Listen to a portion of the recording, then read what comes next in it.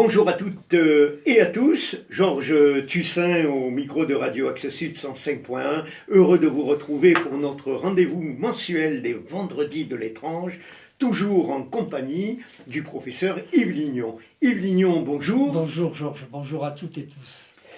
Je précise simplement, Yves, parce que nous avons des nouveaux auditeurs, il faut le préciser, que vous êtes mathématicien, que durant de nombreuses années, vous avez exercé à la faculté de Toulouse-Le Mirail, vous êtes maître de conférences honoraire à l'université, vous êtes une figure marquante en matière de parapsychologie, on va le dire. Vous êtes quand même à l'origine du laboratoire de parapsychologie de Toulouse, vous êtes conférencier, ça c'est important aussi de le dire. Et vous avez fait un marathon là ce week-end. Un petit marathon par rapport à ce que j'ai fait. Mes 4 conférences en 2 week-ends, ça commence à ne plus être de mon âge. Oui, non, mais ça, Yves, il n'y a pas de problème de ce côté-là, j'en suis persuadé. Mais c'est surtout les préparations des conférences. Donner une conférence, c'est peut-être plus lourd que de donner un cours. Parce que le cours, c'est pas la première fois que vous le donnez. La conférence, c'est toujours la première fois. Ah, c'est toujours la même si vous connaissez les sujets. Mais face à un nouveau public qui n'a pas les mêmes attentes que le précédent, devant qui vous avez pourtant traité le même sujet. Comme un artiste. Hein. Oui, c'est un peu ça. C'est un peu ça, absolument. C'est un peu ça. Mon ami Michel Lazès, la comédienne toulousaine, me le disait, c'est un peu comme une représentation, une conférence. Totalement. Et ça s'est superbement bien passé. Un triomphe. Je ne vous le fais pas dire, j'en étais sûr. Donc, vous êtes également auteur de nombreux ouvrages, et un prochain d'ailleurs en préparation. Oui. Pour une sortie quand? Alors, l'éditeur, qui est un cynique sympathique, exige le manuscrit pour le 31 août parce qu'il veut vendre le livre pour les fêtes. Ben oui, c'est-à-dire que les éditeurs doivent gagner leur vie. Ils font 2 repas par jour, comme tout le monde. Bien sûr. Alors, et par ces temps d'inflation, s'ils éditent les livres, il faut les vendre. Ah, il y a le côté alimentaire, donc, je suis d'accord avec vous. Donc il là. m'a dit, on le sortira pour les fêtes. C'est un ouvrage qui est consacré aux histoires de maisons hantées en Occitanie, avec en particulier celle des soldats de belle-mère que j'ai raconté à ce micro, qu'on peut donc toujours trouver sur Facebook, puisque l'émission... En replay, on peut le trouver sans problème. C'est une histoire magnifique, comme je n'en ai pas connu 2 dans ma carrière. Eh bien, nous aurons l'occasion d'en reparler. On fera la fête. On fera la fête, fin août. Je le marque sur mon agenda, promis. Bon, eh bien, nous continuons notre tour de table de présentation avec monsieur Philippe Collardel. Philippe, bonjour. Bonjour Georges. Donc, Philippe, je précise que vous êtes hypnothérapeute, diplômé de l'école supérieure d'hypnose ericksonienne d'Aix-en-Provence. Ouais. C'est bien ça. Vous avez travaillé d'ailleurs en milieu spécialisé, au point de vue médical. Et les thèmes de la réincarnation et des vies antérieures vous ont toujours fasciné et vous pratiquez également l'hypnose régressive. Est-ce qu'on peut rajouter quelque chose à cette présentation? Alors, je pratique l'hypnose régressive, c'est-à-dire que je ne pratique pas l'hypnose régressive puisque je refuse bien souvent de jouer à ça en fait. Pour moi, l'hypnose au niveau de la régression, ça ne tient pas trop la route et c'est peut-être même dangereux. Donc, nous aurons l'occasion d'en parler dans quelques instants. Hein. Voilà, il n'y a pas vraiment de choses sérieuses qui sont derrière. Bien sûr, en tant qu'hypnothérapeute, j'ai essayé. Vous allez nous parler de votre expérience, justement des conclusions. Ça. Exactement. Eh bien, autre tour de table, je suis très heureux d'accueillir notre deuxième invité, c'est Jean-Loup Parent. Monsieur Parent, bonjour. Bonjour. Alors, je précise que vous êtes enseignant à la retraite et vous aussi. Vous vous intéressez beaucoup à la réincarnation, aux vies antérieures, et je crois que vous avez eu quelques expériences dans ce domaine. Vous allez nous en parler. Est-ce qu'il faut rajouter quelque chose, monsieur Parent, à cette présentation? Non. C'est complet? Alors, je me tourne maintenant vers le professeur Yves Lignon. Yves, pour quelle raison un scientifique s'est intéressé justement à ce sujet de la réincarnation? Eh bien, parce que c'est une notion, concept universel. Il y a une idée reçue qui est tout à fait fausse en disant la réincarnation c'est pour les hindous, c'est pour enfin des gens qui sont de l'autre côté de l'océan Indien. Et là, vous nous parlez d'universalité oui, de voilà. la réincarnation. C'est ça qui est frappant. Platon croyait à la réincarnation, Pythagore aussi, mais Pythagore il y croyait un peu en fantaisiste. Et Pythagore un jour il a dit tiens, c'est un ami, parce qu'il y avait un chien qui jappait devant lui. Et un ami réincarné en chien. Bon, mais il n'y a pas qu'à propos de ça que Pythagore faisait un peu le poète, on va dire. Mais surtout, on a des traces, plus que des traces, des croyances à la réincarnation en Afrique, en Amérique du Sud, enfin, sur toute la planète. Je vous coupe 2 secondes parce que vous parliez de Platon, avant que j'oublie. J'avais fait un petit quiz sur ma nouvelle page Esprit paranormal, où j'avais posé la question qui avait dit pour naître ici, l'âme doit traverser les fleuves de l'oubli. Ben, je donne la réponse, c'est Platon. C'est Platon. Voilà, je vous laisse continuer. Bon. Et donc, la question, c'est pourquoi cette universalité? Moi, c'est ça qui m'a frappé. Pourquoi? Eh bien, parce que finalement, la réincarnation, c'est du concret. C'est du concret à propos de l'après-vie. Toutes les croyances, quand j'utilise le mot croyance, je voulais le dire d'entrée, ça n'a rien de péjoratif. Une croyance, c'est l'adhésion à certaines idées, l'adhésion à la réalité d'un phénomène, mais sans que le fondement scientifique suive. Mais il n'est pas péjoratif de croire à la réincarnation ou de croire aux fantômes.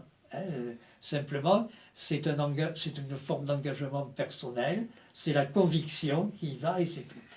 Et donc, il n'y a rien de plus concret, si l'on y réfléchit un peu, en tout cas c'était ma réflexion, il n'y a rien de plus concret à propos de l'après-vie que la réincarnation, parce que c'est du solide, ce sont des faits qu'on raconte, c'est pas un fantôme hypothétique comme au château du Fougeray. On vous dira oui, les morts se manifestent, allez au château du Fougeray. Allez au château du Fougeray, pour voir que les morts se manifestent, il faut d'abord payer la chambre d'hôte. Et puis, quand vous payez la chambre d'hôte, on vous dit les fantômes, c'est sans garantie. Et les gens repartent en disant effectivement, c'était sans garantie. Hein. Bon, c'est pas comme la table tournante, nous l'avons vu ici. Et absolument. C'est assez aléatoire. La réincarnation, ce sont des faits qui sont rapportés et qui peuvent être vérifiés. Et ces faits sont même quelquefois de nature physiologique, comme en Afrique, où on coupe le petit doigt des cadavres, parce que si la personne qui vient de mourir se réincarne, on retrouvera ce petit doigt absent. Donc ça, je me permets de taper sur la table. Mais il peut y avoir d'autres hypothèses. Ah, il peut y avoir d'autres hypothèses. Les gens qui ont vécu ça peuvent être des médiums, comme je le disais, que ce sont des esprits qui s'incarnent en eux pour leur transmettre leur vie, ce qu'ils ont vécu. Il faut croire aux esprits. Et la même chose que l'antérieur. Oui, mais de suite, Georges, on n'est plus dans le domaine scientifique. Mais au-delà d'une croyance qui s'ajusterait à une autre croyance, il y a des hypothèses plus économiques que la réincarnation. Quand on voit les récits qui ont été collectés, qui ont été analysés comme ceux de Ian Stevenson, eh bien, on se dit que ça pourrait être de la voyance. Le problème, c'est que sur la voyance, on sait finalement beaucoup de choses. On en sait très peu, mais le très peu, ça fait déjà beaucoup. Et que si les récits de réincarnation étaient une forme de voyance, ça ne correspondrait pas avec, on va dire, la typologie générale de la voyance. Dans la typologie générale de la voyance, il y a toujours un certain flou. Qui tient parfois de la psychologie. Question stupide. Si les voyants, pourquoi ils ne donnent pas les chiffres du loto? Voilà. Oui, Eh bien parce que toujours la question de base ce qu'on sait de la voyance, c'est qu'elle ne permet pas de donner les chiffres du loto. Nous avons parlé de personnes disparues et de voyance, et là c'est encore plus caractéristique. La voyance permet d'obtenir des informations qui font avancer l'enquête, elle n'a jamais permis de donner la solution de l'enquête. Et donc par conséquent, il y a une contradiction avec ce qu'on sait de la voyance et le fait que les récits de réincarnation sont d'une précision incroyable, jusque dans les détails. On va en parler Donc l'hypothèse de la voyance, on peut l'avancer, mais moi, elle ne me satisfait pas. Oui, en tant que scientifique, bien Voilà. entendu. Je poserai la même question à Philippe et ensuite à M. Parent. Qu'est-ce qui vous a fait tourner vers la réincarnation? Vous intéresser, voilà, je cherchais le terme, vous intéresser à ce sujet. Depuis très longtemps, je médite. Je suis aussi master en sophrologie, professeur de sophrologie calcédienne. Et tout ce qui est paranormal m'intéresse. Tout ce qui est surnaturel aussi, métaphysique. Par rapport à la réincarnation, c'est vrai que déjà, il faut poser les bases. Les bases d'emblée, le problème, c'est qu'il faut qu'il y ait une âme. Il faut qu'il y ait en sous-jacent une conscience qui ne meurt pas avec le corps. Déjà. Eh oui. Et il faut aussi que, peut-être cette âme ou cette conscience veuille reprendre du service sur Terre. Si on prend d'emblée l'hypothèse, moi j'ai une conviction par rapport à l'incarnation, donc j'y crois, etc. etc. Mais les preuves absolues, je pense qu'elles ne sont pas encore palpables ni trouvables en fait. Nous sommes absolument d'accord. Absolument, absolument, absolument. Parce que tout simplement, si vous voulez, juste le fait de la métempsychose, qui est la transmigration d'une âme à l'autre, si par exemple on prend un exemple, quelqu'un vient me voir, un être bien vivant, et puis il exhume de sa conscience un personnage du passé, par une méthode quelconque, ça peut être l'hypnose par exemple. Alors cette personne, il va exhumer de sa conscience un personnage du passé. Ok.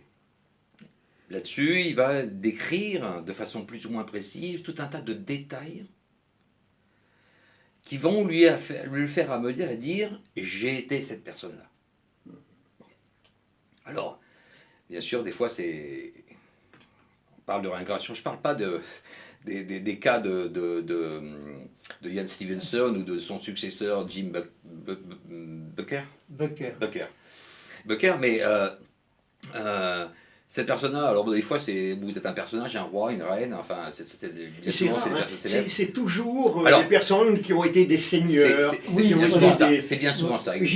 Voilà. Jamais des gueux, c'est bizarre. Alors, ça peut être un palefrenier de Napoléon, etc. Mais même si, imaginons, parce que là, métaphoriquement, on passe dans la science-fiction, si on arrivait à retrouver ce personnage qui croit être ce gueux ou ce Gaulois, que ce personnage, on arrivait à le faire revivre. Je dis bien si on arrivait à le faire revivre.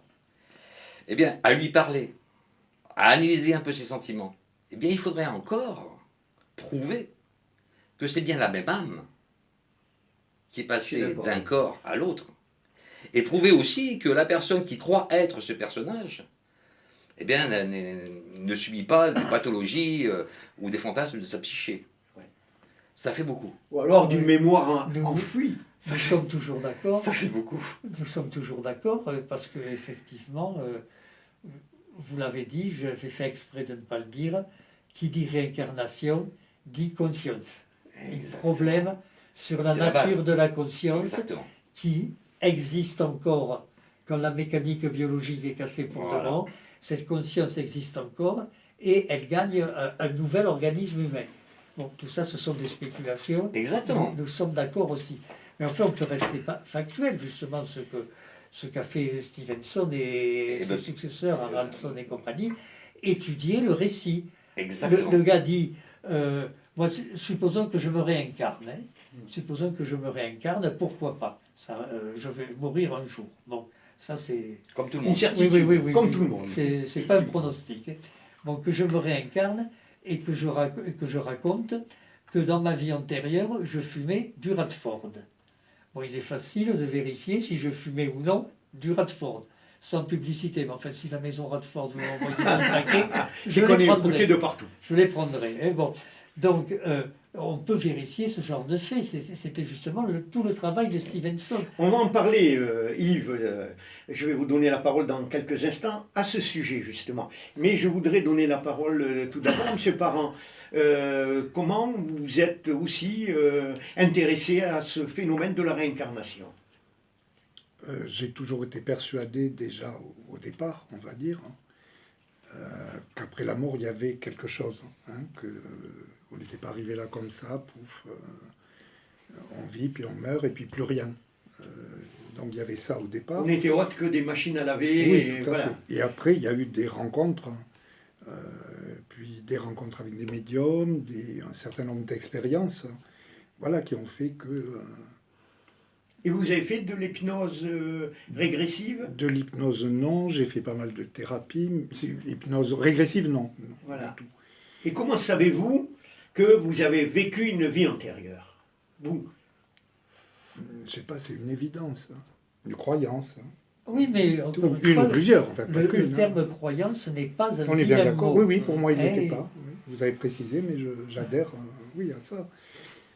Non, mais de C'est par pareil, des- les gens qui disent je ne suis pas croyant, c'est une Oui, croyance ce sont aussi. des croyants. Exactement. C'est une Exactement. croyance de ne pas croire, on est Ah d'accord. oui. Et c'est vrai que j'ai toujours été persuadé de ça. Je voulais pas revenir, en plus, j'avais pas du tout envie de revenir. Ça, j'ai pu après le. C'est pour ça que j'ai ri tout à l'heure quand vous avez parlé de. On adhère, voilà. J'avais pas envie dans cette vie du tout de revenir. Voilà, j'ai eu tout un tas de rencontres après. J'ai lu des tas de trucs. Voilà. Oui, Et pour moi, ça a toujours été une évidence, quoi. Je peux pas imaginer autrement. c'est votre conviction la plus Voilà, profonde. qui s'étaye aussi sur le fait que, je sais pas comment dire, on apprend des choses, certes, dans cette vie, mais on arrive aussi avec des choses qui sont en nous, et je peux pas croire que, Du transgénérationnel. oui, on arrive avec des expériences, il me semble. Enfin, il me semble, j'en suis persuadé. Oui, Qu'on ne tient pas là de... vous êtes bien sûr dans la croyance, mais comment vous est arrivé que cette certitude que vous avez vécue, je ne sais pas, en tant que seigneur ou comme moine, comme par Oui. des rêves, parce que vous n'avez pas fait d'hypnose régressive. Non, mais j'ai beaucoup travaillé avec des médiums. Ah, Voilà. au travers de Qui avait médiums. des informations. Voilà. Oui. J'ai fait aussi pas mal d'astrologie karmique, puisque c'est ce côté-là qui m'intéressait. L'astrologie karmique, c'est une astrologie, vous devez connaître. C'est une astrologie qui permet en fait qui vous explique, qui vous permet de comprendre ce que vous êtes venu faire dans cette vie-là. Voilà, les expériences que Alors moi, je suis un peu limite par rapport à ça, parce que, oui. si vous voulez, j'ai l'impression qu'à l'heure actuelle, dans notre époque actuelle, on est plus sur une démarche de karma-thérapie qui ressemble plus à de la karma business, en fait. Ouais. Enfin, pour moi, c'est vrai qu'on entend beaucoup de choses, justement, même l'astrologie se permet d'avoir cette donnée karmique. Donc, moi qui Vous suis un êtes peu beaucoup cartésien, plus réservé. qui suis très cartésien, j'ai fait très attention à ça. Non, vous n'êtes pas tout à fait cartésien. Mais si. Mais si, on peut être cartésien et aimer le paranormal Mais bien entendu, mais bon, il faut relire tes Mais il cartes faut être d'abord. prudent, en effet. il faut vraiment être Oui, prudent parce oui. qu'il y a tellement de Bien choses sûr. qui sont, moi, qui font partie de, je dirais, de la karma-thérapie, parce que Oui. vous allez sur Internet ou sur YouTube ou n'importe quoi, où vous allez voir, Oui. c'est du tout Oui, du beaucoup. grand n'importe quoi, Oui, en fait. oui. Enfin, Mhm. personnellement, c'est ce que je pense. Et Comme la même voyance. Comme et- la voyance. la voyance, moi, je reçois pas mal de voyants qui veulent aussi augmenter les parties d'eux qui leur permettent d'accéder à ça. Bon, ça c'est Donc c'est un autre problème. C'est un autre problème. Oui. Mais Oui, allez-y. il faut faire attention avec les différentes ce mode de pensée, et même par rapport à l'hypnose. Oui, régressive. oui. Bon, on va reparler tout à l'heure concernant l'hypnose pure. Et moi, Donc, ce qui Yves me gêne, Stevenson. Bon, oui, ce qui me gêne dans le karma, je peux le dire, allez-y, allez-y. c'est que on vous fait payer pour quelque chose dont vous ne savez même pas que vous l'avez commis, pour un acte que vous l'avez commis. Vous devenez une victime. Ça me gêne, voilà, tu charges, tu gagnes jamais au loto dans cette vie, parce que dans une vie antérieure, tu avais les as piqué gagnés, le voilà. ticket de loto à ta grand-mère. Le Ouais, terme faire mais- payer, Et ça me gêne. Oui, mais il faut des bourreaux pour ça. Et ces bourreaux sont des victimes, en fin de compte. ouh là là là là. Ah non, non, mais si on part sur ce principe de la réincarnation, Ça ne s'arrête jamais. Le terme faire payer, d'ailleurs, n'est pas toujours. Oui, les bouddhistes vous diront qu'en C'est pas plus, faire c'est payer. pas faire payer. C'est au Mais niveau en fait, des énergies, dans il faut que l'idée les gens des se rééquilibrent. Dans l'idée des gens, sur Internet, c'est le karma, tu payes. Parce que dans la vie C'est une intérieure... punition. Oui, c'est une punition. Oui, c'est une punition. Oui, C'est- enfin, c'est oui. une Ou punition. pas, hein, parce que si on fait des Pour- bonnes actions, c'est l'inverse. Hein. Oui, oui. Mais enfin, c'est toujours perçu. Hein. Oui, On est oui, sociologie complètement. ici. Oui, ben, Voilà. oui. C'est toujours perçu comme une Complètement. C'est un punition. peu judéo-chrétien comme analyse. Oui, mais parce que les gens ne connaissent pas le bouddhisme, là, on est d'accord. Oui. Mais c'est perçu comme une punition Alors c'est pour pas ça. un acte dont on ne connaît même pas l'existence. Eh oui. Et c'est ça qui me gêne. Mais c'est... je vois, moi j'ai une bouddhiste à la maison, alors je suis un peu au courant de ce qu'elle pense. C'est pas comme Sandrine Rousseau qui a un homme déconstruit. Moi j'ai une bouddhiste depuis toujours et j'ai aussi écrit un livre de maths avec un bouddhiste. Un livre coécrit avec un bouddhiste. Que bien sûr, ça n'est pas ça le karma, mais c'est comme ça que le perçoivent la moitié des gens. C'est vrai. Peut-être que la Terre est une véritable centrale pénitentiaire. Mais oui, mais Nous, voilà, nous c'est sommes là un- pour, c'est un peu ça. genre. C'est pas l'endroit le plus terrible hein, pour s'incarner. Absolument. C'est le dossier Roosevelt, ça, Voilà. justement. Il disait qu'on était sur Terre, on était pour effectuer une peine de prison, en quelque sorte. Ben, je trouve- Expire Pourtant, des prisons où, quand il fait... à différents degrés. Ah ben alors la mienne, moi, me convient. Hein. Oui, Parce que quand il fait beau et que j'écoute Vivaldi ou Armstrong dans mon je suis jardin, d'accord avec vous. je souhaite la même prison à tout le monde. Mais votre corps est une propre prison, notre corps. Oui, ça, En quelque effectivement, à l'heure actuelle, oui. Mais parce qu'il a 80 ans. Bah, Enfin, 79 moins 6 mois. Mais d'accord, quand même, on fait avec. Hein. Parce que quand je prends mon plaisir, Vous, comme tout à l'heure, quand je vais fumer Oui, on n'est pas tous 3 égaux. poils de mais on n'est pas tabac tous égaux. sur le quai en attendant le train, je vous assure que c'est aussi une Mais, prison agréable. mais attendez, je vous arrête, on n'est pas tous égaux quand même. Ah ben. Qui sont dans la misère la plus complète, qui Mais- vivent des vies d'enfer. D'accord, mais ceux-là, ils sont tombés sur un mauvais tribunal. Quoi. Sur des Ils ont magistrats un mauvais karma. Bon, si vous Bon, parlez- alors Stevenson, Alors, Ian tout le monde en Stevens, parle. oui, tout le monde en parle, là aussi peut-être sans savoir exactement qui il était. C'est donc un psychologue de l'université de Charlottesville, en Virginie, qui est décédé à l'heure actuelle, et qui a mené des enquêtes à l'américaine, c'est-à-dire avec les moyens conséquents, dans le monde entier, pour analyser les récits de réincarnation. Et beaucoup d'enfants. Et Sur alors, le il a canon, commencé oui. par le tout venant. Puis finalement, il a eu l'idée, c'est une de ses grandes idées, à mon avis, de Stevenson, de dire ah, je vais m'intéresser à des récits fournis par des enfants, parce que ces enfants ne sont pas pollués exactement. par leur environnement social ou Mhm. éducatif. Bon, il a obtenu des récits, mais c'est frappant, on pourrait en raconter. Et à la fin de sa carrière, il s'intéressait aux marques de naissance. C'est-à-dire, pour prendre un exemple un peu grossier, mais pour me faire comprendre, vous dites que vous êtes mort assassiné parce que vous avez reçu un coup de couteau à hauteur de l'omoplate droite, et vous naissez avec une cicatrice à hauteur de l'omoplate droite. Il s'est intéressé à ce genre de récit. Et lui a eu sa conviction emportée. Mais en même temps, on lui a fait dire beaucoup de choses qu'il ne pensait pas. Sur les milliers de Par cas, exemple. je vais vous lire une citation. Il a écrit plusieurs livres. Le premier qui a été traduit en français s'appelait 20 cas 24. en américain, suggérant de prendre en compte l'hypothèse de la réincarnation. Et en français, 20 cas prouvant la réincarnation. Donc Ah. lui, il avait beaucoup de Différence de termes. il avait beaucoup de recul et il a enregistré approximativement 3000 témoignages, mais à la fin de sa vie, je cherche sa mise au point, il l'a bien dit très clairement. Alors, où est mon texte? Heureusement qu'on est à l'image. Aïe, aïe, aïe. Voilà, tout à fait à la fin de sa vie. Ne me faites pas dire ce que je n'ai pas dit. Ma position exacte est toujours que si nous avons des hypothèses qui suggèrent la réincarnation, nous n'avons encore aucune preuve. il disait ça après avoir Il a accumulé cette- 3000 oui, il cas a eu cette humilité. Ça, c'est et bien. en avoir mis 20 de côté. 20 de côté. Il y a toujours des faiblesses, même dans les cas les plus forts, et nous n'avons toujours pas le cas parfait. Alors vous imaginez. Et donc c'était sa position de savant, psychologue et médecin.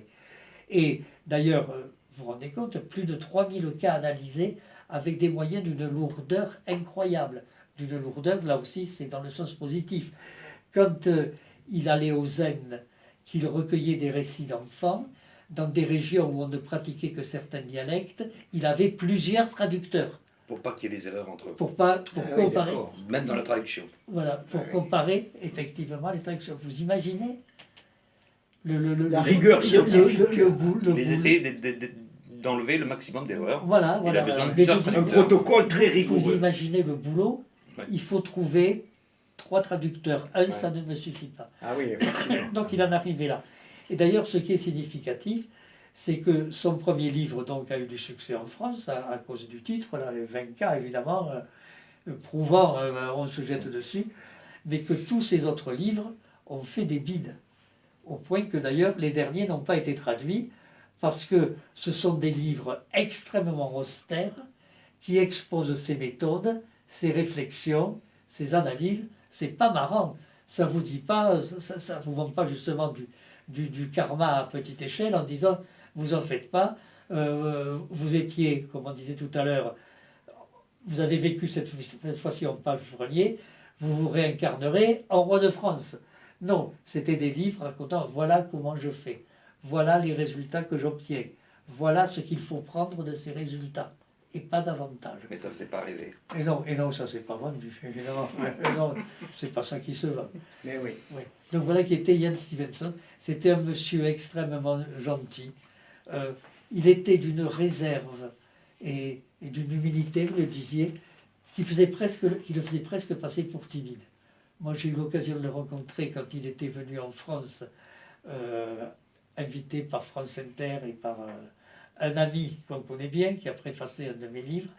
Et donc, on se disait, quand on est devant son bonhomme, qu'on connaissait son œuvre scientifique, c'est ce gars qui est comme ça, si discret, si réservé, qui vous dirait presque, mais finalement, j'ai rien fait, moi, dans ma vie. Et il a vu derrière lui cette œuvre monumentale. Ouais. Extraordinaire. Ouais. Et d'ailleurs, c'est curieux parce que dès qu'on parle de réincarnation, on parle de Stevenson. Ah, c'est pas Mais des- comment et aujourd'hui Alors, ça, alors si, il n'y a ça- pas eu d'autres Si scientifiques Stevenson est mort en 2007, Oui, Oui. en fait. Au départ, c'était un Canadien qui était oui, il mort aux était États-Unis, canadien ouais, de c'est ça. naissance. Et c'est c'est Jim Tucker qui a pris sa relève en fait. Oui. À partir de 2002. Oui. Puisqu'il est parti en 2002. Ian Stevenson. Oui, mais il n'y en a qu'un. Oui.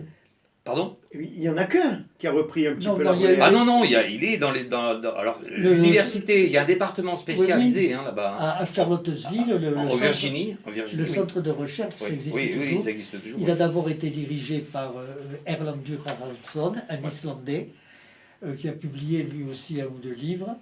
Et puis maintenant par Jim Tucker. Alors Voilà, Jim c'est Tucker, lui, c'est au présent. Hein. Mais effectivement, quand on fait le bilan de tout leur travail, on leur dit qu'ils ont fait un travail énorme, mais ce qui reste à faire, elle est encore au Ah plus. Et Tucker, lui, s'est plutôt orienté, au lieu de faire comme Ian Stevenson, en Inde, Sri Lanka, etc., Birmanie, etc., comme il est plutôt essayé de le faire en Amérique. Ah d'accord. Il s'est positionné. Voilà. Ben, ce qu'on regrette, c'est que les médias ne parlent pas assez de Ah, il y a quand spiritualité. même... Ouais, mais qu'est-ce qui intéresse chercher. les gens? Les crimes, les téléréalités, ça vole bas. Et pourtant, on devrait quand même se poser les véritables questions. Oui, mais on vous dira que c'est le public qui n'en veut pas. Mais je etc. suis d'accord avec vous.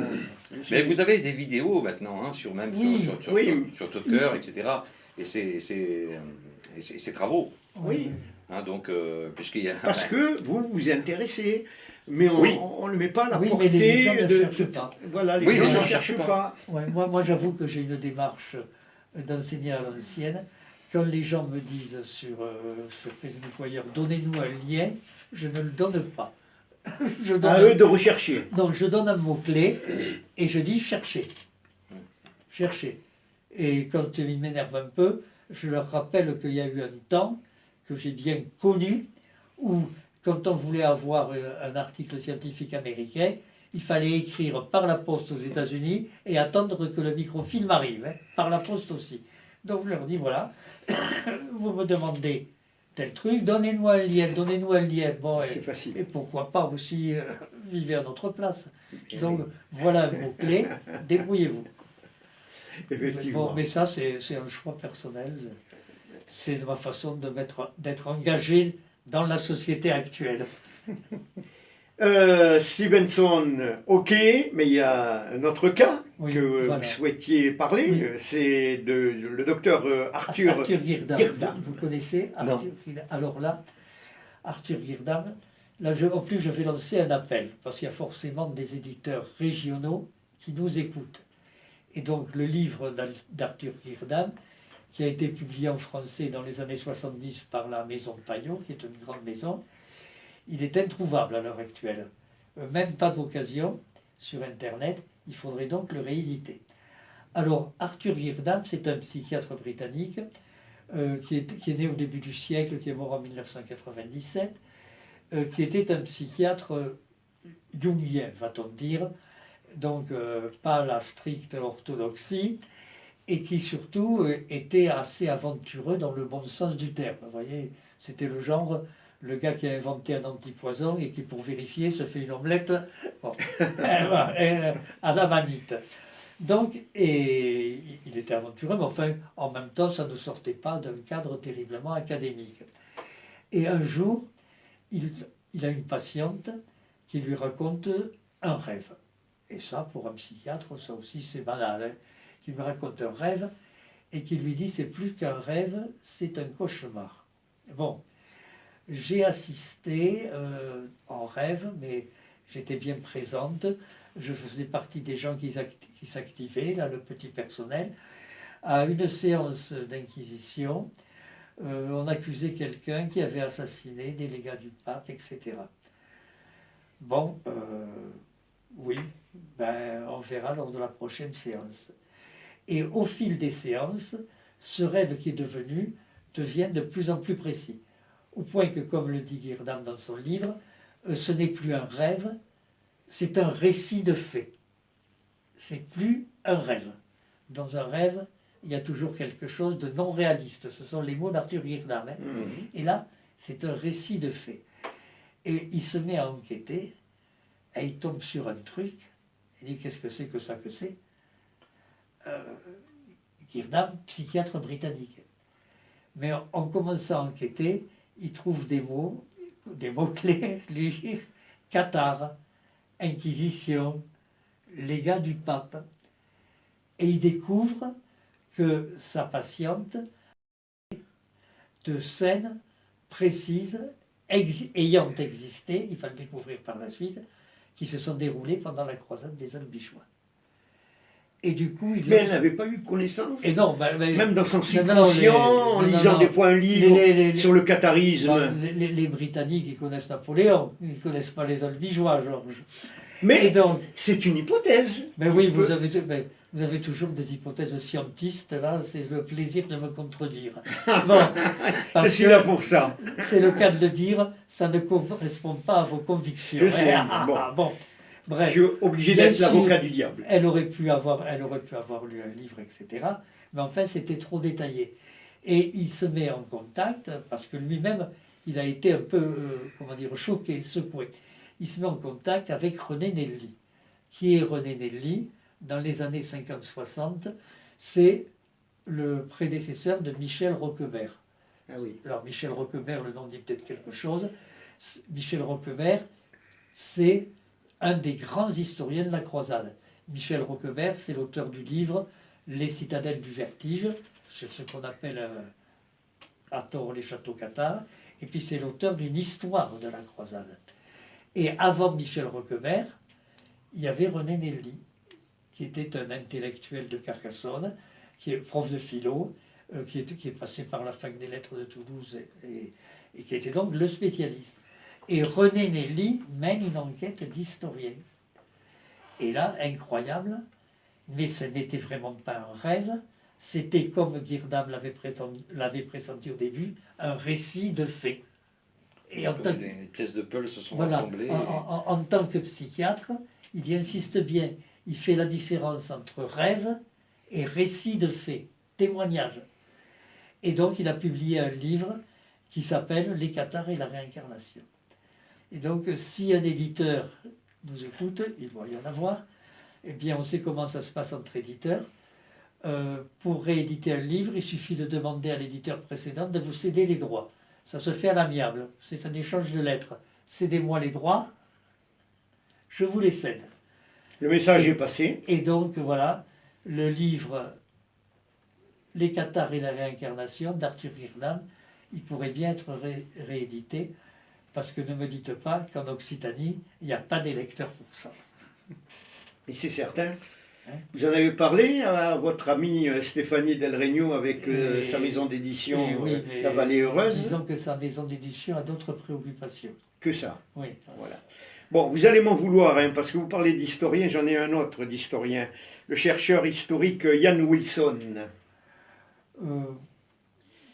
qui a critiqué justement le docteur Girdam en notant de graves erreurs et d'incohérences dans son livre Les cathares et la réincarnation.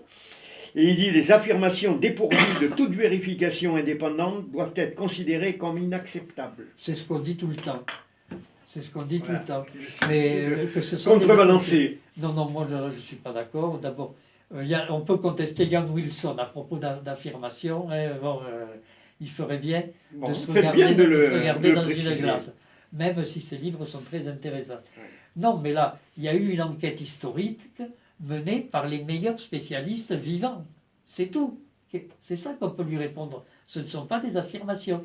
D'ailleurs, dans l'édition publiée par la maison Payot, il y a toute une postface de René Nelly. Bon, Oui. René Nelly dit voilà le travail que j'ai fait. Avant qu'on sorte ce texte, moi j'ai travaillé. Et voilà ce dont il s'agit. Alors on ne peut pas parler d'affirmation. Oui, absolument. Absolument. Ne me Juste- sortez pas Ian Wilson, hein, Georges. Ça Non. suffit déjà avec vos faux scientismes. Ou même chez Ian Stevenson, hein, il y a eu plein de contradicteurs. Hein. Oui. Mais oui, mais il y a... Ah, mais je m'en doute. À chaque fois que. Voilà. Absolument. Et justement, Monsieur Parent, alors, vos réincarnations à vous, là, c'est intéressant. Parlez-nous-en un petit peu, là. Qu'est-ce que vous étiez dans une vie antérieure? Est-ce que vous êtes sûr? Ah non, pas du tout. Puis Non, non, mais- Oui. Comment dire, j'ai assez peu exploré. J'allais dire comme tout le monde. J'ai été comme tout le monde, à peu près. Parce que Mais je pense c'est-à-dire- qu'on passe tous par un certain nombre d'expériences. Et après, moi, comment dire, il m'importe peu de savoir qui j'ai été. Je ne sais pas si je...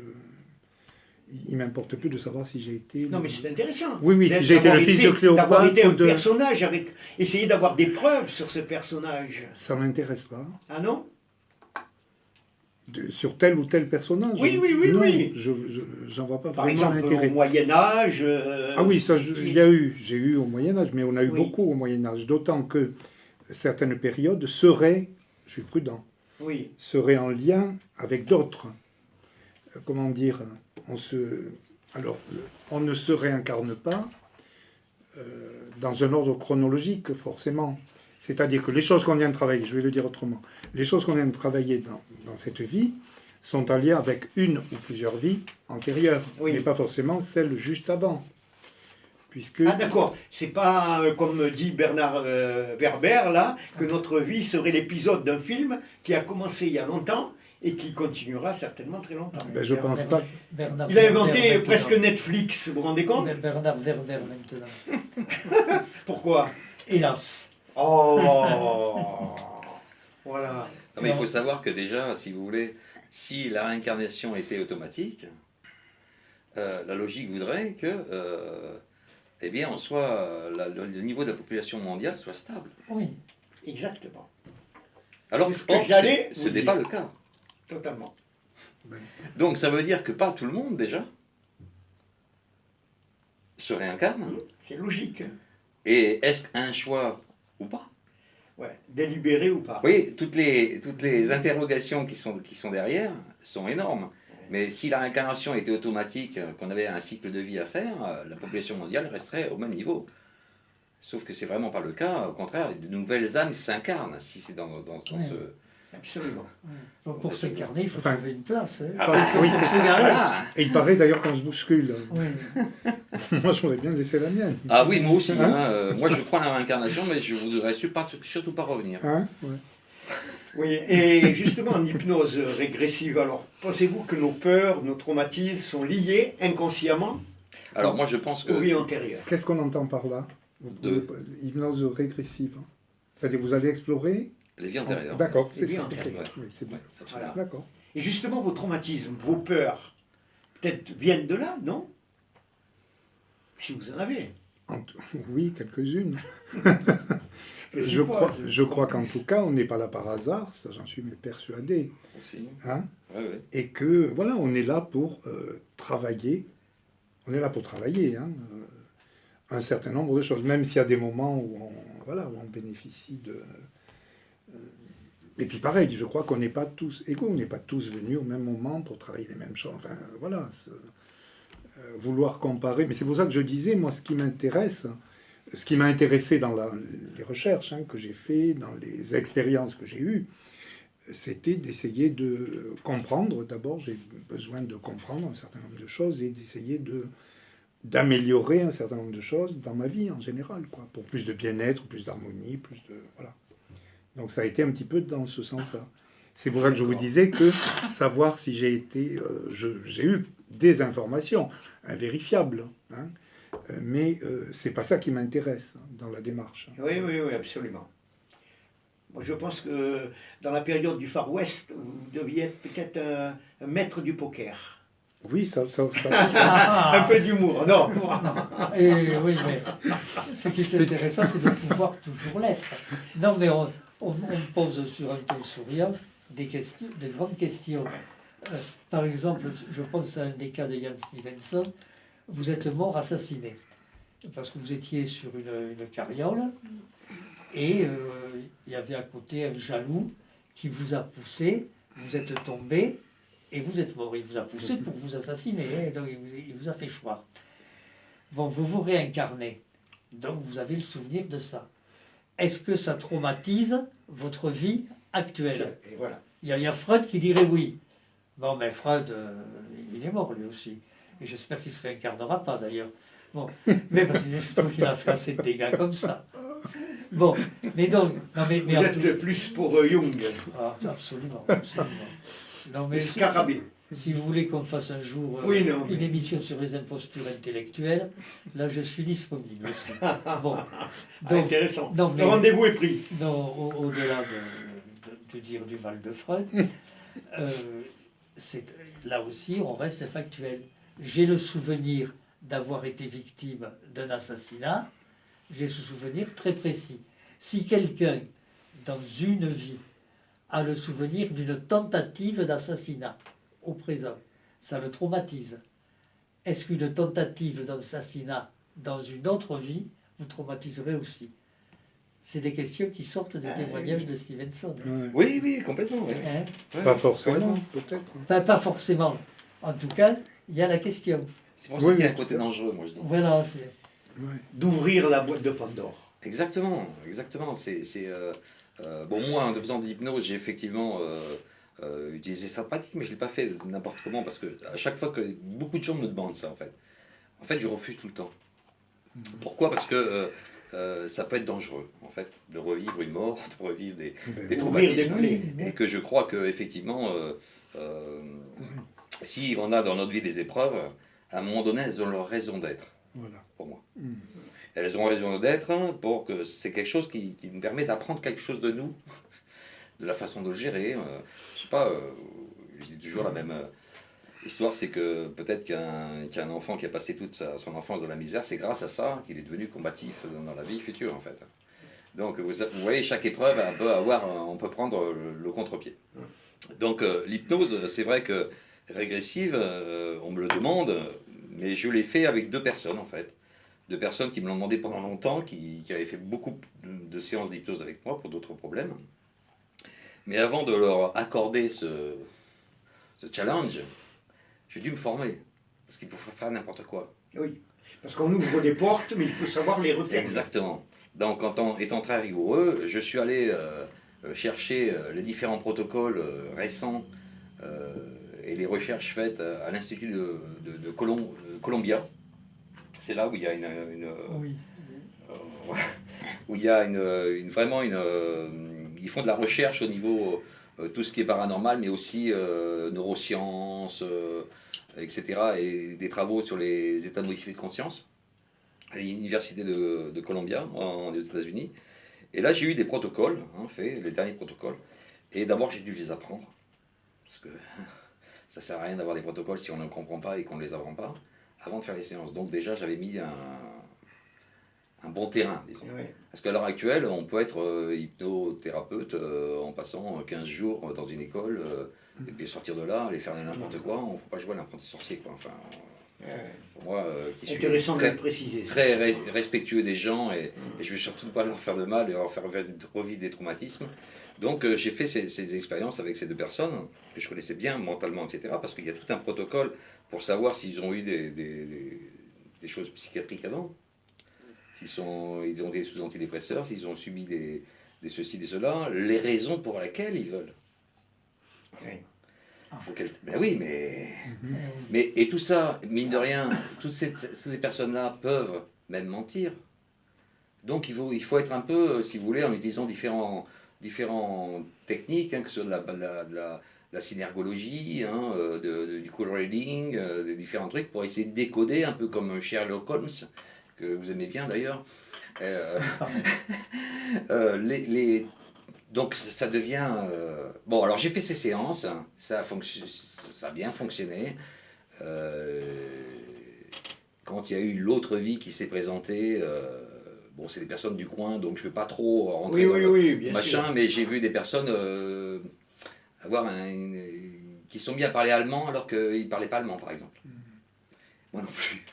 Enfin, j'avais appris de l'allemand jusqu'à ma terminale scientifique, mais bon, l'avantage de l'hypnose, c'est dire qu'au compte de 3, vous traduisez automatiquement. Donc là, ça fonctionne. Bon, c'est vrai que c'est... Mais après, de pouvoir prouver que la vie qu'elle m'a décrite, ou qu'elle a vécue, Oui, etc., vous avez constaté voilà. uniquement, c'est un constat. Ça ne va pas plus loin, Hum. si vous voulez. Parce que il faut vraiment, et au niveau de l'hypnose, il faut vraiment faire attention, parce que quand il y a cette surveillance à la mort, il faut que le technicien soit vraiment bien préparé, parce qu'il faut qu'il utilise les histoires de dissociation. On dissocie la personne, c'est-à-dire qu'on met la personne en retrait, et il se voit en train de voir un film, pour pas que les sentiments, les émotions soient trop fortes, au niveau des traumatismes qui peuvent apparaître. Donc comme ça permet un certain de recul, qui permet que la chose se passe mieux. Il peut mettre même les choses en pause, un peu comme s'il regardait un écran de cinéma et qui vivait une autre scène, mais à tout moment, un magnétoscope, on peut mettre sur pause, au cas où il y a un problème. Mais tout ça, c'est la déontologie de l'hypnothérapeute, la formation qu'il a eue, qui peut permettre ça. C'est pas donné à tout le monde. C'est pas donné à tout le monde, et ça peut être dangereux. Donc je dis aux auditeurs, faites attention avec qui vous pratiquez ce genre de technique. Et ça vous aurait tenté de le faire, monsieur Parent? L'hypnose régressive? Non. Pas particulièrement. Non. Voilà. Comme je vous ai dit, c'est pas... Voilà, Oui, mais on a compris. Et moi, ça serait pour moi, ça l'anecdote m'étonne et je pas. vois pas l'intérêt. Oui, Moi, ça ne m'étonne ouais. pas. Parce que, en particulier, je crois que je l'ai dit une fois, dans le milieu des guérisseurs, quand j'ai rencontré des tas et des tas de gens dont l'honnêteté était au-dessus de tout soupçon, et quand on leur disait on a quelques tests qui deviennent classiques, voulez-vous y participer, qui me répondaient non, ça ne fait pas partie de mon univers. J'ai eu des informations à certains moments par des médiums qui ont pu me dire même des choses assez précises, qui ont eu un tel écho que j'ai pas besoin de la preuve. C'est d'une telle évidence dans le ressenti, dans les affects, etc. Au cours de thérapie, que voilà, j'ai pas besoin d'aller vérifier. Si vous voulez. Mais vos vies antérieures se situent plus vers le Moyen-Âge Celle en lien avec celle-là, Oui, parce que voilà, toujours pareil, Oui. on en a plein. On en a des mais tas. sensibilisés sur une époque précise ou pas Plusieurs époques. Plusieurs époques. Donc, je pourrais pas dire. Par contre, le chercheur Ian Stevenson, lui, il avait défini, enfin avec Jim Tucker aussi derrière, il disait que bien souvent, ceux qui se réincarnaient, c'était des morts violentes déjà, Oui. mais qu'aussi l'intervalle en moyenne, hein, l'intervalle en moyenne entre le décès et la nouvelle vie, c'était 16 mois. Ah oui. Oui. Oui, du moins pour les témoignages forts. D'après ce qu'il Oui, a, il y a une travaillé, étude de il y avait corrélation, une étude, voilà. ce qu'on Jamais appelle plus. une analyse, non, une analyse de, Ça, alors. exactement, Oui, oui. ce qu'on appelle, allez, je peux lâcher le terme, une analyse factorielle des correspondances entre la qualité du récit Ouais. authentifié et le délai Ouais. séparant les deux existences. Et la moyenne était Et 16 mois. Voilà, et bien plus la qualité du La moyenne. récit est, Ouais. est élevée, plus l'intervalle est faible. Ouais. C'est important plus que de parler d'une moyenne. Autrement dit, si vous êtes mort il y a 42 ans, Ouais. votre récit de réincarnation sera de moins bonne qualité que si vous êtes mort il y a 16 mois. Mais moi, il y a une question Ah oui, que le je récit, voudrais d'accord. poser à l'hypnothérapeute. Oui, dites-moi. Est-ce que quand les gens viennent, quand donc un patient vient vous demander une séance d'hypnose régressive, Oui. est-ce que dans le fond, il ne vous demande pas ce que Jacques Brel appelait une assurance sur la mort? Alors. C'est-à-dire, prouvez-moi que je me réincarne, parce que Oui, ça sous-entend oui. que je pourrai de nouveau me réincarner et que je suis... Finalement, la mort n'est pas définitive. Alors, les vrais travaux des différents psys, etc., ont dit qu'en fait, c'était tout lié à l'angoisse de la mort. En fait. Ouais, voilà. Tout venait de là. Hein. L'angoisse de la mort. Et même avant, vous savez, même les Celtes avaient cette conscience de revivre sur un terrain de bataille. Ils allaient au combat parce qu'ils savaient qu'ils allaient se réincarner dans un autre combattant, en fait. Et donc, il y avait ce côté-là. Et donc, une réassurance, quelque part, Ouais. face à cette angoisse de la mort, de toute façon. Absolument. Oui, c'est une hypothèse complètement... Voilà. Non, ah moi, oui, je, oui, moi, complètement. je vais au niveau des pâquerettes, quoi. Oui, oui, Le vous avez patient qui raison. arrive, il demande, est-ce que ce n'est pas justement parce qu'il est angoissé par l'idée de la mort? Exactement. Voilà. Et je pense que C'est la grande au-delà. interrogation Mais vous hein, savez, Oui, bien De, sûr. seul, de tout le monde. de tout le monde. seul l'être humain a cette capacité de se souvenir de ce qui lui est pas arrivé. Oui. De ce qui lui est pas arrivé. Oui. On est d'accord là aussi. Dès qu'est arrivée l'écriture, et avant c'était en tradition orale, mais il pouvait savoir l'histoire de ses parents, l'histoire de ses grands-parents, les machins. Si vous prenez, je sais pas, un cerf, un animal, un cerf, qui naît, il sait même pas le jour où il est né, il sait même pas dans quel siècle il vit, il connaît pas. Vous voyez ce que je veux dire? Mais bien entendu. Donc, déjà, l'être humain seul a cette notion qui est le temps. Absolument. Donc, la notion du temps, bah, tout de suite, amène une histoire d'angoisse de la mort et tout un tas de choses derrière. Ou de ne pas revivre ça. C'est comme demander à un chat de résoudre un problème d'algèbre. Oui, enfin... Non, mais On peut, nous avons nos vérités. on peut, Est-ce la vérité? on peut demander à une souris de choisir dans un labyrinthe. Oui, mais ça s'arrête là. Sachant que justement, le labyrinthe pour la souris, c'est simplement un dispositif en Y, droite ou gauche. Le jour où on parlera de parapsychologie animale, je vous décrirai l'expérience du professeur Chauvel. Mais c'est comme un poisson qui est dans la rivière, il ne s'imagine pas un instant tout ce qu'il y a à Il n'y a l'extérieur. pas la notion du temps ni de Ouais, mais nous, l'historique qui est derrière. Non. nous sommes un peu comme ça aussi. Voilà. Et le poisson, il s'imagine Plus élevé. que les pêcheurs sont des vicelards qui tendent des pièges, qui mettent des gros asticots artificiels. Non, mais c'est une image, bien sûr, Oui, bien mais sûr. vous voyez ce que je veux dire.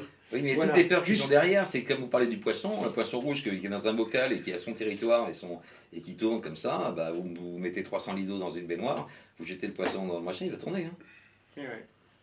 Alors, au Non, fur et à mais mesure. Là, on est sur un autre débat Ouais, de voilà. la réincarnation. Juste pour terminer, on a 3 minutes avant de vous laisser là. Parce qu'on parle beaucoup des vies antérieures, mais jamais des vies futures. Ah, Voilà. C'est vrai, on Ouais, pourrait c'est pas faux. aussi aller vers le futur. C'est pas faux. Alors- savoir nos vies Alors, futures. c'est un rapport avec la voyance, parce que moi, en hypnose, c'est vrai que on a cette possibilité, mais elle n'est pas vraiment vérifiable hein, aussi, c'est que on peut accrocher une sorte de ligne du temps en fait. C'est ce que font un peu les voyantes, plus ou moins ce qu'elles m'ont expliqué en fait, c'est qu'elles arrivent il y a une partie d'elles qui arrive à se connecter à une ligne temporelle en fait, hein, peut-être imagée, et qu'elles peuvent se déplacer sur cette ligne temporelle en fait. Donc Large débat. Je suis assez d'accord, mais c'est un peu plus compliqué. ah mais certainement que c'est Non, encore non, non, beaucoup Oui, mais il nous plus reste que compliqué. 2 minutes, Yves. Bon, Alors allez. donc, Bon, ça non, sera non. l'objet d'une prochaine émission. Spécial là. voyage. Et spéciale voyance. Vous avez Voilà. un livre à Bon, proposer. alors, je le montre bien. Il est épais. Si vous voulez tout savoir avec le diable, c'est un livre 400 pages, mais qu'il vaut la peine d'acheter avant l'été. Alors c'est écrit par 2 universitaires. Vous saurez tout. Combien il existe de diables, où Ah, se d'accord. trouve l'enfer. Vous saurez qu'il y a eu à Paris, sur le boulevard de Clichy, un cabaret qui s'appelait l'Enfer, à côté d'un autre cabaret qui s'appelait le Paradis. C'est extrêmement documenté et c'est épais parce qu'en plus de la documentation, vous y trouverez des textes littéraires sur le diable dans les religions, le diable dans certaines croyances, le diable pour certains auteurs anciens ou presque contemporains. C'est superbe. Eh bien, Bon, écoutez, mais ça- on rappelle Alors, donc le titre. Rencontre avec le diable de Nicolas Diochon et Philippe Martin, qui est un Toulousain. On l'aura peut-être dans ce studio à J'espère à ce l'automne, moment-là. donc aux éditions du Cerf. C'est parfait. Un mot de conclusion très rapide. Il nous reste 1 minute. Jean-Loup Parent, par rapport, rien à rajouter par rapport à cette émission, le thème. Mais moi, j'ai passé un très agréable moment. J'ai appris des tas de choses. Voilà, non. Et le, rien- et le plaisir a été partagé Voilà. également de vous recevoir. Il y a une autre fois. Voilà, avec grand plaisir. Philippe. Ben moi j'espère que justement les scientifiques et peut-être la science quantique va permettre d'approfondir, parce que je trouve ce sujet sérieux sur l'idée antérieure, et j'espère qu'il y On aura aura l'occasion de... des hein, choses un peu plus... Épisode numéro 2. Oui, mais les sujets scientifiques peuvent être sérieux en tant que sujet scientifique et l'être moins du point de vue économique ou social. C'est mais il y a quand même des gens l'éternel problème. qui travaillent Mais oui, sur mais ça. il en faudrait davantage. Oui, oui, certes. Nous avons bien insisté, je crois, Certes. sur l'importance des L'importance, questions que posent les simples récits de réincarnation. Encore faut-il qu'il y ait quelque part une volonté de Exactement. les étudier. Là, j'ai fait récemment une conférence sur les guérisseurs.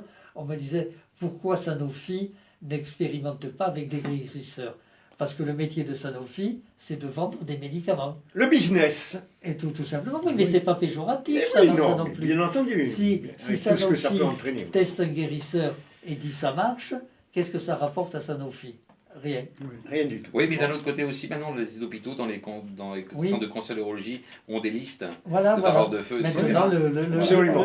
Ça rentre de le- plus en plus quand même. hein. le touriste ouvre son tiroir et vous dit voilà une adresse. Et Voilà. ça se dit de plus en plus, parce qu'il y a Oui, longtemps Oui, que mais, ça- mais n'empêche que- Totalement. pour les zones totalement. bien. On n'a Il pas- nous reste 1 minute, malheureusement. On se retrouve, Yves, le Alors, mois prochain. Alors, là, dans nous ce allons mois- recevoir notre ami Christian Jacattard pour la sortie de son ouvrage, Le génie du Razès, Mission Rennes-le-Château. Oh là là. Ah là là là là. Vous Là. avez aimé le Da Vinci Code, Oui. vous aimerez encore plus celui-là. Alors là, ça nous tarde, le mois prochain, rendez-vous pour un autre vendredi de l'étrange sur Mission Rennes-le-Château. En tout cas, messieurs, on vous remercie. Monsieur Parent, merci. Merci. Monsieur Collardel, Yves également. Et je tiens à remercier Christelle qui était à la captation vidéo. Et Manon, manette, réalisation. En attendant, portez-vous bien. Et je vous dis à très bientôt pour un autre rendez-vous des vendredis de l'étrange. Bye bye.